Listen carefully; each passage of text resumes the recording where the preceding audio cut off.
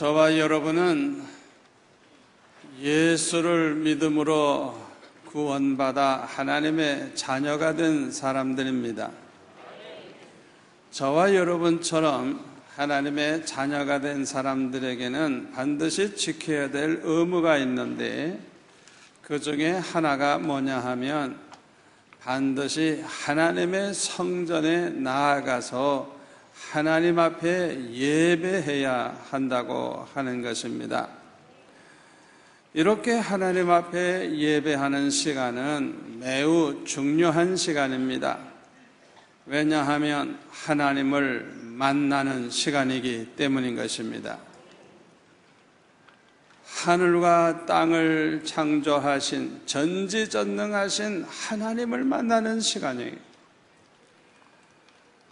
우리의 생사화복을 주장하시는 절대 주권을 가지신 하나님을 만나는 시간이에요.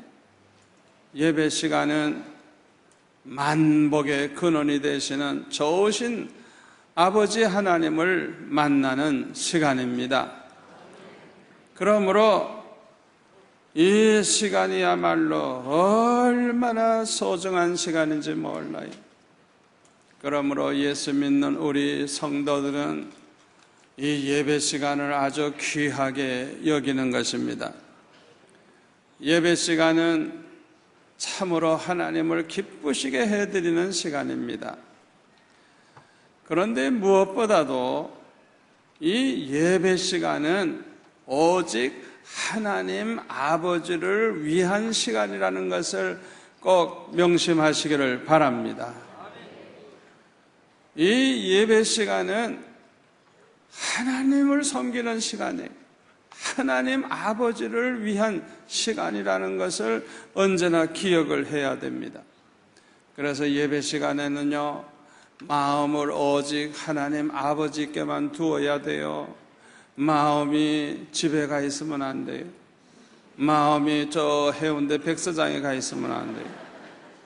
마음이 자갈치 시장에 갔다 오고 그러면 안 돼요. 우리의 마음이 오직 하나님 아버지께 마음이 가 있어야 돼요. 찬양을 해도 사람이 뭐 알아주나 안 알아주나 그렇게 신경 쓰지 말고 이 찬양을 오직 하나님 아버지께 올려드리는 거예요. 아멘? 기도도 마찬가지예요. 대표 기도할 때도 뭐 사람들이 뭐 기도 잘한다 못한다 그거 신경 쓸 게 아니에요. 기도는 오직 하나님 아버지께 드리는 거예요. 아멘?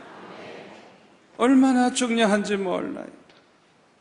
이 예배 시간에는 하나님의 말씀에 귀를 기울여야 돼요. 그래서 하나님의 음성을 들어야 돼요. 아멘? 예배 시간에는 하나님께 감사하는 마음, 하나님 앞에 영광 돌리는 마음을 가져야 돼요.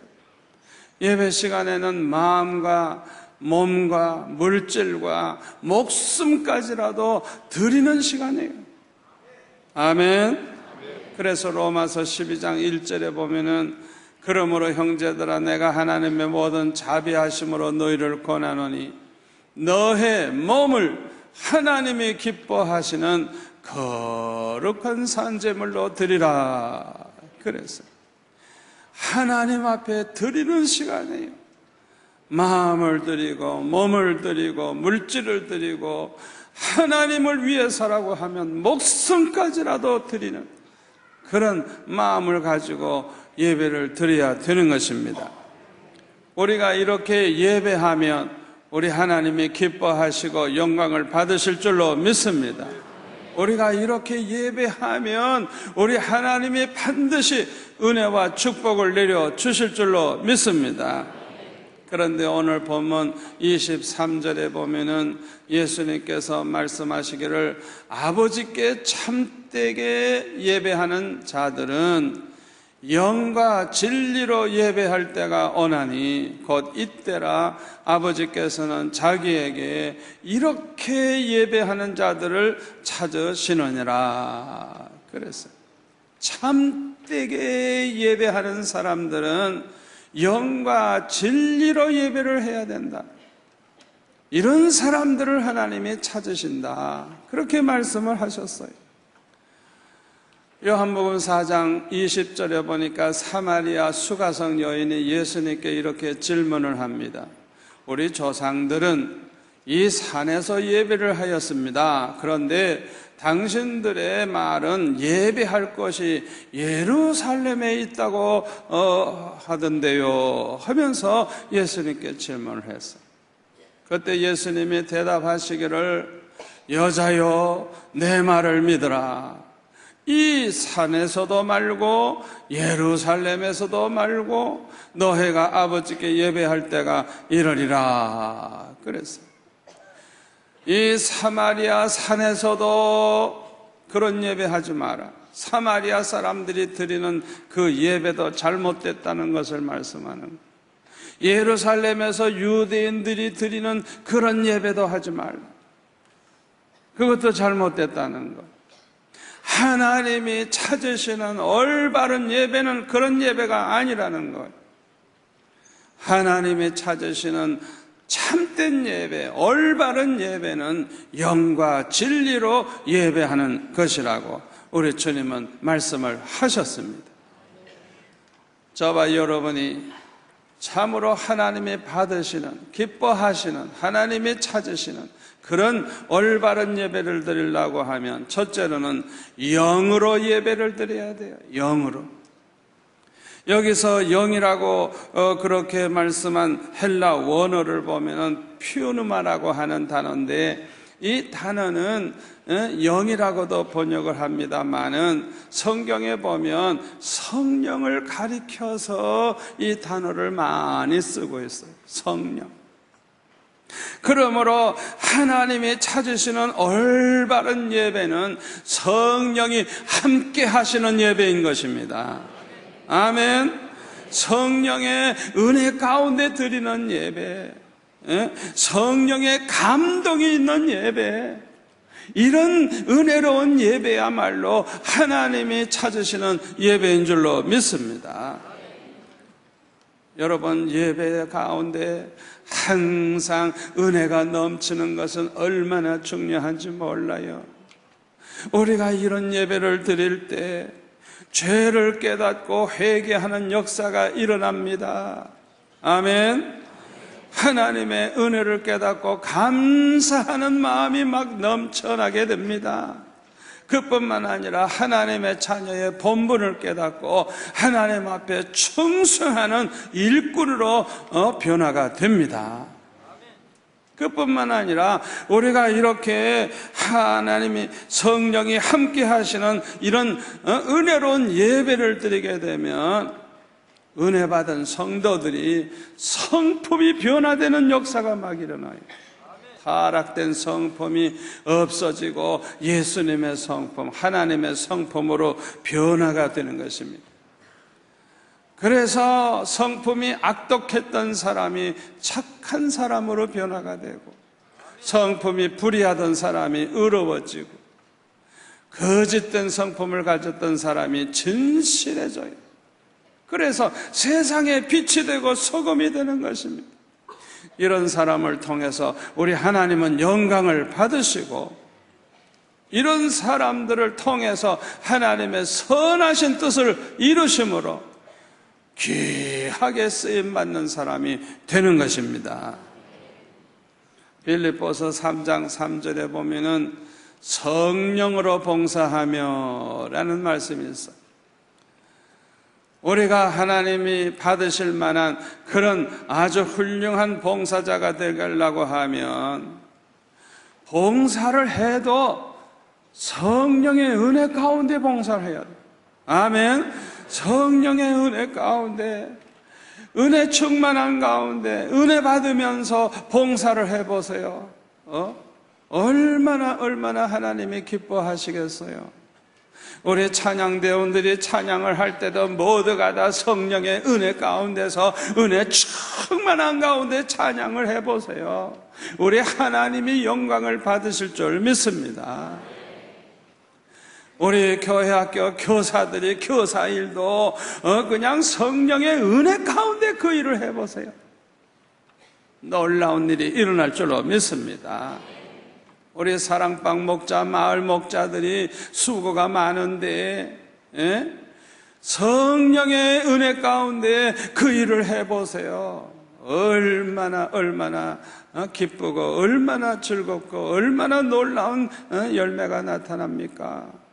우리가 전도할 때도 그렇고 선교할 때도 마찬가지. 어떤 봉사를 하든지 성령으로 봉사하시기를 바랍니다.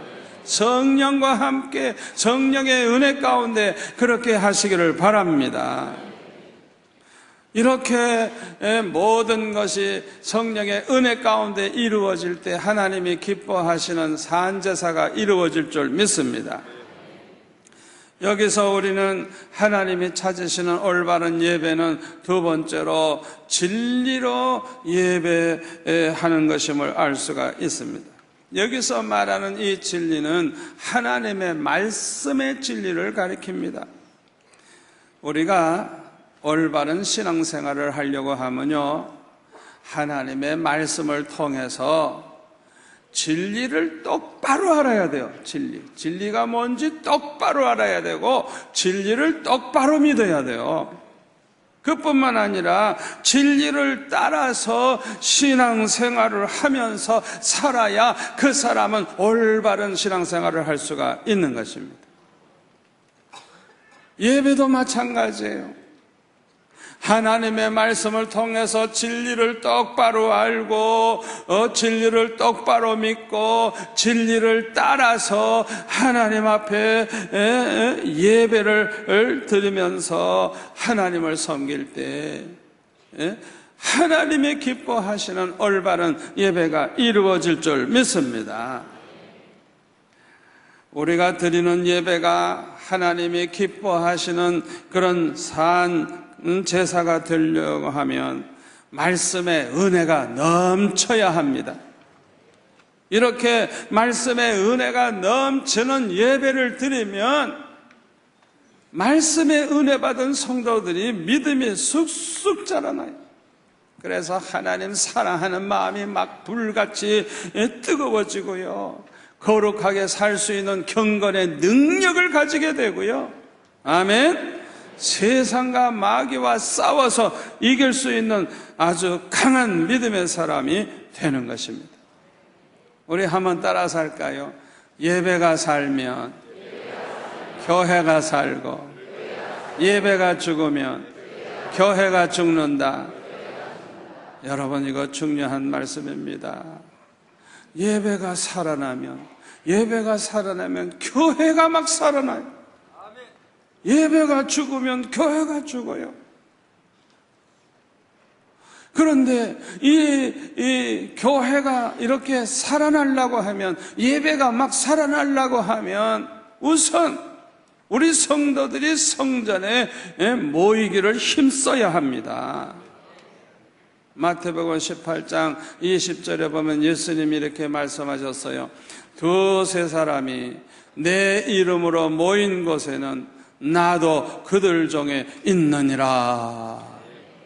예수님 말씀이에요. 여러분, 이 말씀을 100% 그대로 믿으시기를 바랍니다. 두세 사람이라도 예수님의 이름으로 모인 그곳, 예수님의 이름으로 모인 그것이 바로 교회를 가리키는 거예요. 예수님의 이름으로 모인 그곳에는 예수님도 그 자리에 계신다는 거예요. 여러분, 이 말씀을 그대로 믿으시기를 바랍니다.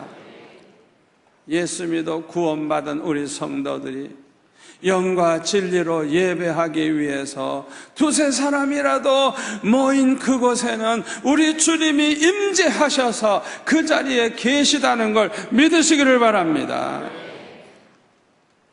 지금 이 자리에도, 예수님의 이름으로 모인 이 자리에도 주님이 이 자리에 와 계시다는 걸 여러분들이 믿으시기를 바랍니다.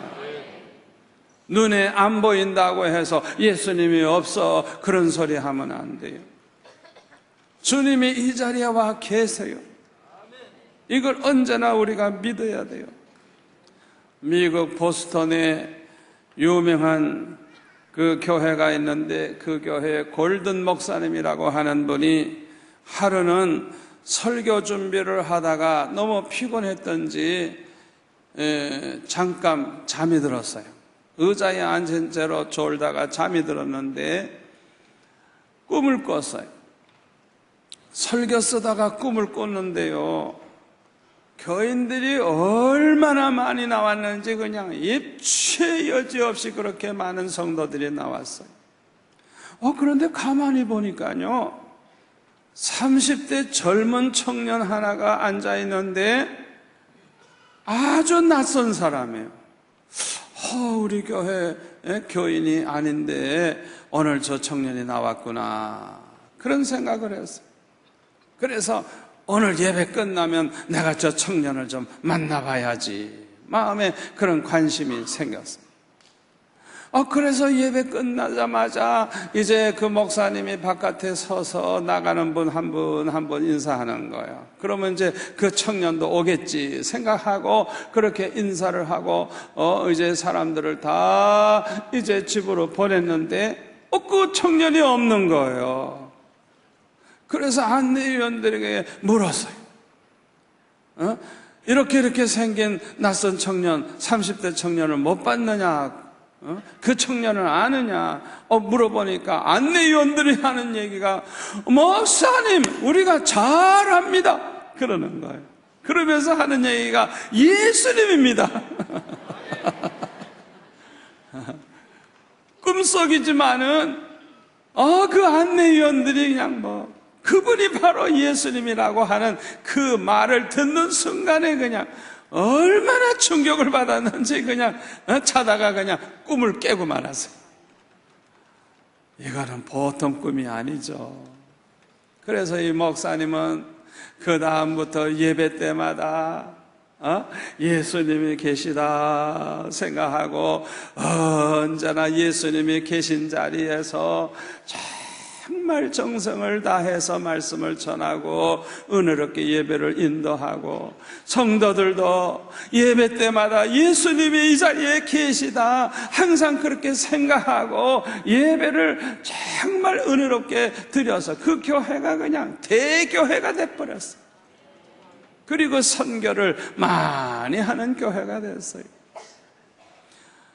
여러분, 우리가 예수님의 이름으로 모이면 이 자리에 주님이 계시기 때문에 예배 시간이야말로 주님을 만날 수 있는 좋은 기회입니다.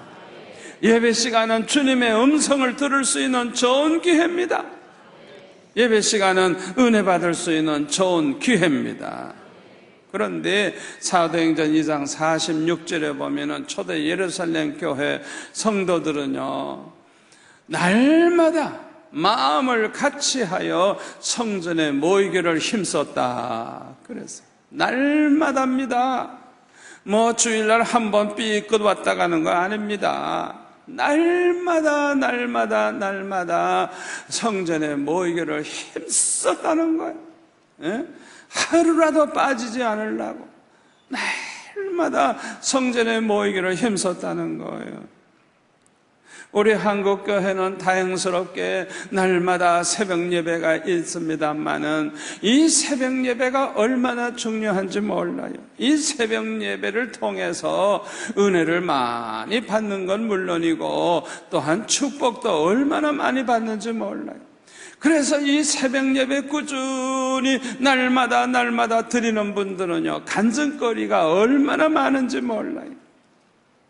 그리고 이렇게 새벽 예배를 날마다 드리는 분들은 큰 믿음의 사람들이 되고요, 승리의 삶을 사는 그런 경건한 성도가 되는 것입니다.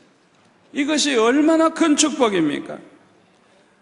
아무쪼록 여러분들도 결심하시고 날마다 성전에 나와서 하나님 앞에 예배하는 그런 성도가 되시기를 바랍니다. 여러분들도 분명히 은혜를 받을 것이고 축복을 받을 줄 믿습니다. 귀장 문화사를 설립하신 여은학 장로님이 서울대학교 재학생 때에 알바이트로 이제 책을 발간하는 그런 회사에 이제 취직을 해서 일을 했는데 인정을 받고 점점 이제 진급을 하고 성장을 해가지고 나중에는 부사장까지 되셨대요. 그런데 한 20년 동안 열심히 일을 하는 가운데 너무 과로를 했는지 글쎄 이 허리 디스크로 말미암아 몸져 눕게 되었다고 합니다. 막 허리가 끊어지는 것 같고 다리가 터질 것 같은 그런 아주 고통 속에서 얼마나 이렇게 고통이 심한지, 그는 모든 것이 다 헛되다는 걸 깨달았다고 합니다. 이렇게 중년에 병이 들어가지고 고생을 하면서 병원마다 찾아가 봐도 조금 더 차도가 없어서 절망에 빠져 있었다고 합니다. 그때 부인 권사님이 이제 그 잠언을 좀 읽어보라고 그래서 그 잠언을 열심히 읽는 가운데 은혜를 받았는데 45세 되던 여름에 비로소 이 장로님이 이제 거듭나는 체험을 하게 됐다고요. 그래가지고 은혜 받은 이 장로님이 그 다음에는요, 새벽마다 교회 나가서 날마다 예배드리고 기도하는 생활을 하기 시작했는데, 그렇게 한 지 6개월 만에 허리 디스크가 그냥 깜짝같이 없어져 버렸대요. 여러분, 하나님은 살아계십니다. 전지전능하십니다. 그렇게 병원마다 찾아가도 아무도 고쳐주질 않았는데 그냥 새벽 예배 열심히 나가서 하나님 앞에 예배하고 기도하는데 그런 역사가 일어난 거예요. 너무너무 은혜 받고 감사해가지고 장로님이 열심히 불신자들 전도하기 시작을 하고 이슬비 학교라고 하는 그 학교를 세워가지고 전도하고 새신자 관리하는 이런 걸 연구해가지고 교회마다 세미나를 하고 그래가지고 그냥 한국교회 부흥에 얼마나 큰 공헌을 했는지 몰라요. 이 장로님은 자녀가 5이나 되는데요, 자녀들이 모두가 다 목사, 박사, 의사, 사장 다 잘 됐어요. 다 잘 됐어요. 그 비결이 뭐냐? 항상 가정 예배를 드렸다는 거. 지금도 한 달에 한 번씩은 멀리 가서 사는 자녀들까지 다 모여가지고 이렇게 가정 예배를 드린다 그래요.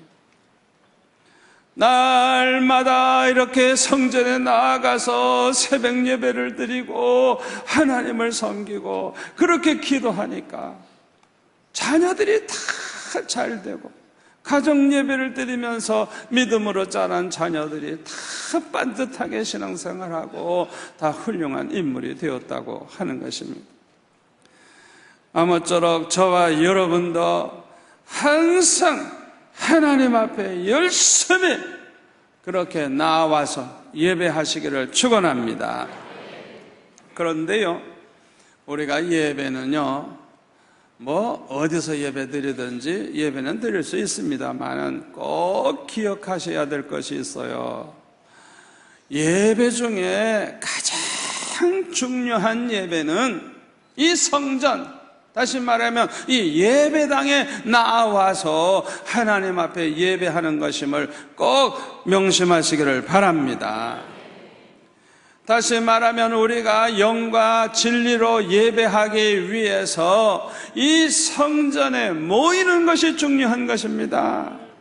이 모이는 게 중요해요.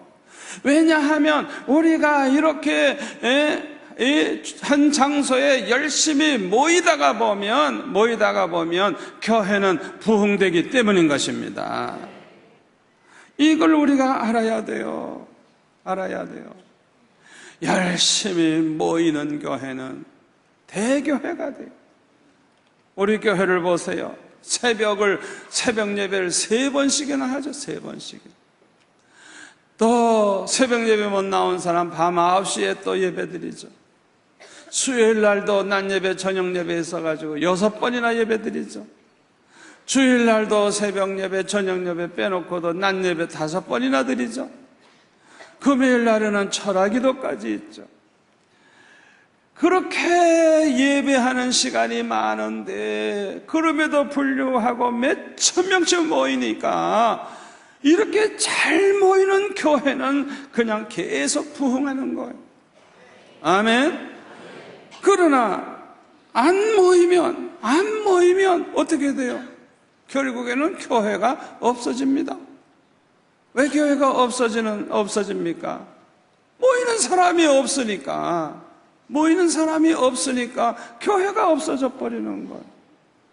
여러분, 이렇게 여러분들처럼 예배 시간마다 자리를 지키는 거, 이게 얼마나 중요한지 모릅니다. 아멘. 여러분들과 같이 예배 때마다 열심히 나와서 자리를 지키는 분 때문에 교회가 부흥하는 것입니다. 얼마나 중요한 것인지 몰라요. 미국의 유명한 루즈벨트 대통령이 이런 말을 했다고 합니다. 여러분, 하나님은 영이시기 때문에 어느 장소에서나 예배할 수가 있고 어느 때나 예배할 수가 있습니다. 그러나 그것은 한 가지 조건이 충족되어야만 합니다. 당신이 어느 장소에서나 하나님을 예배하는 자가 되려고 하면 특정한 장소인 성전, 교회에서 특정한 시간인 주일날 이 교회에서 먼저 예배하는 사람이 될 때만 그것이 가능합니다. 그렇게 말을 했다 그래요. 여러분, 잘 생각하시기를 바랍니다. 주일날 이렇게 교회에서 예배드리는 이 1시간도 제대로 지키지 않는 사람이 어디 가서 예배 드릴 것 같아요? 그런 사람들은요, 믿음 다 잃어버려요. 믿음 잃어버려요. 나중에는 타락할 수밖에 없어요. 이렇게 성전에 모이는 것이 얼마나 중요한지 몰라요. 초대 예루살렘 교회가 계속해서 부흥한 것을 알 수가 있는데요. 사도행전 2장 47절에 보면 주께서 구원받는 사람을 날마다 더하게 했다 그랬고, 4장 4절에 보면 남자의 수가 약 5천이나 됐다고. 남자만 해서 5천이니까 여자 아이들 합치면 아마 2만 명은 넘었을 거예요. 얼마나 교회가 커졌는가 알 수 있죠. 또 6장 7절에 보면 제자의 수가 더 심히 많아지고 그랬어요. 사도행전을 보면 점점 더 많아지고 계속 부흥하는 것을 알 수가 있어요. 그 비결이 뭐예요? 날마다 성전에 모이기를 힘쓰다가 보니까 그런 역사가 일어난 것입니다. 아멘. 저는 우리 한국 교회들이 모이기를 힘써서 모든 교회가 수천 명, 수만 명 모이는 교회가 되기를 소원합니다. 그렇게 된다고 하면 우리나라 복음화는 저절로 이루어질 줄로 믿습니다. 히브리서 10장 25절에 보면 모이기를 폐하는 어떤 사람들의 습관과 같이 하지 말고 오직 권하여 그날, 예수님 재림하시는 그날, 그 마지막 날이 가까움을 볼수록 더욱 그리하자 그랬어요. 여러분, 주님 오실 날이 가까웠습니다. 세상 끝날은 분명히 가까이 오고 있습니다. 이렇게 마지막 때가 가까우면 가까울수록 더 열심히 모이는, 날마다 성전에 모이는 저와 여러분이 될 수 있기를 바랍니다. 여러분, 예배에 목숨을 거시기를 바랍니다. 체코슬로바키아가 공산 치하에 있을 때에 요셉 케이보라고 하는 목사님이 있었어요. 이 목사님의 아버지는 공산주의를 가리키는 고등학교 교사였어요. 그런데 그 어머니는 아주 독실한 기독신자였다고 합니다. 이 요셉 케이보 목사가 어렸을 때 보니까 어머니가 주일날만 되면 기차를 타시고 3시간이나 떨어져 있는 프라하라고 하는 도시까지 가서 예배를 2시간이나 드리고 또 3시간 동안 기차 타고 돌아오는 걸 항상 주일날이면 하루 종일 그렇게 멀리 가서 예배를 드리는 거예요. 그래서 어린 마음에 어머니 보고 뭐더러 그렇게 힘들게 하세요 하면서 말리니까 그 어머니가 아주 간결하고 명료하게 한마디로 이렇게 대답을 하더래요. 그곳에 가야만 예배 드릴 수 있기 때문이란다.